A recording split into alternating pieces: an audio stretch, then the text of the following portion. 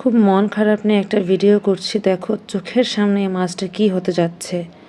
মানে সকালে ঘুম থেকে উঠছি 9টার দিকে, তো ওদেরকে খাবার দাবার মানে উঠছি তো আগেই, তো 9টার দিকে সবসময় ওদের খাওয়া দেই। খাওয়া দিতে গিয়ে আমি দেখতেছি এই মাছটার কি অবস্থা হইতেছে। এই মাছটা যতক্ষণ না এরকম করতেছে, মানে কাতরাচ্ছে, যে কিভাবে বাঁচার চেষ্টা করতেছে, আমার তো চোখে পানি চলে আসছে। আদনান দেখে বললো, থাক টেনশন করো না, তোমাকে আরও ফিশ এনে দিব। কিন্তু সেই এনে দেওয়া আর এটা আমার চোখের সামনে কি করতেছে তোমরাও একটু ফিল করো। এটা অনেকভাবে ট্রাই করতেছিল যে কিভাবে বাঁচা যায়। আমিও খুবভাবে অক্সিজেন দেওয়ার ট্রাই করতেছিলাম, মানে যেভাবে পারতেছিলাম চেষ্টা করতেছিলাম এই ফিশটারে বাঁচানোর। তো আমি জানি না এই ফিশটার লাস্টে কি হবে বা কি হয়েছে, সেটা তোমরা আমার ভিডিও শেষে দেখতে পারবা। তো আমি কিন্তু অনেকক্ষণ ধরে এখানে ছিলাম, মানে প্রত্যেকটা মানে এই সময়টাকে ফিশটাকে চেষ্টা করে যাচ্ছিলাম যাতে কিছু না হয়। তো যেহেতু আদনান অফিসে যাবে, 10টাও বেজে যাচ্ছে, তো আদনানের জিনিসপত্র দিয়ে খাবার দাবার দিয়ে ওকে গুছিয়ে টুছিয়ে দিচ্ছিলাম। তো এই ফাঁকে আবারও আসছি ফিশের কাছে, এসে দেখি যে এই যে দেখো একটা মাছ তোমরা দেখতে পাচ্ছ। এই মাছের নাম আমি বলতে পারবো না, এটা হচ্ছে ব্যাকটেরিয়া প্লাস হাবিজাবি খায় এই টাইপের কিছু। কিন্তু এই মাছটা হঠাৎ করে এসে আমার এই মানে কাতরানো মাছটাকে, যেটা বাঁচার জন্য চেষ্টা করছে, ওই মাছটাকে কীভাবে ঠুকরাচ্ছে দেখো। তো আমি না এই ঠুকরানো দেখে মনে হয়েছিল যে মাছটাকে আমি আলাদা করে ফেলি, তা না হলে তোকে খেয়ে ফেলবে। আদনানকে ফোন দিলাম, আদনান তো অফিসে, বললো যে না সমস্যা নেই, ও গায়ে যে ব্যাকটেরিয়াগুলো আছে বা জীবাণুগুলো আছে ওগুলি খেয়ে নিচ্ছে। তো আমার না কেন জানি মনে হলো এটা জীবাণু খাইতেছে না, এটা মাছটাকেই খাচ্ছে।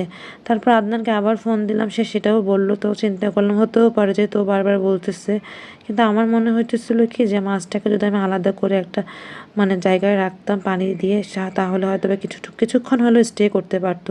কিন্তু দেখো এই মাছটা যখন ঠুকরোচ্ছে না, এই মাছের মতো আরেকটা মাছ আছে, মানে দুইটা এই মাছ জীবাণু খাওয়ার মাছ।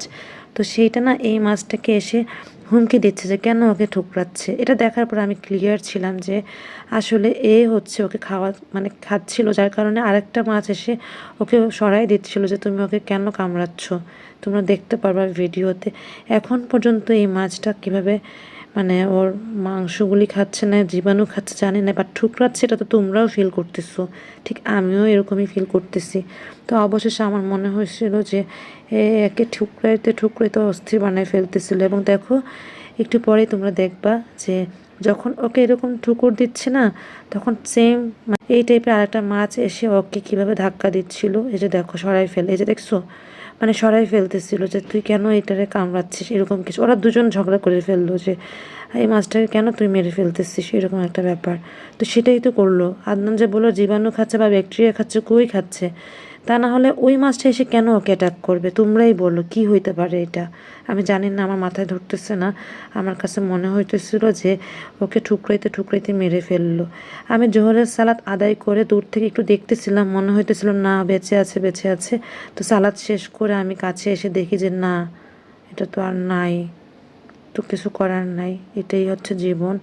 আল্লাহ হয়তো ওর জীবন এই পর্যন্তই রাখছে, বা ওর রিজিক এই পর্যন্তই ছিল।